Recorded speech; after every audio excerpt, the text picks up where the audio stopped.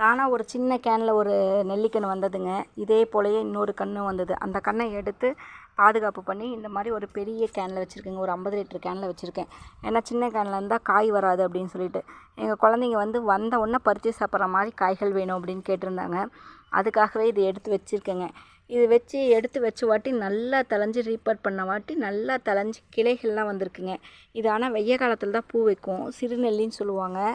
இதோடைய ஒரு சில காய்கள் புளிக்கும், ஒரு சில காய்கள் கொஞ்சம் இனிப்பு டேஸ்ட்டில் இருக்கும்.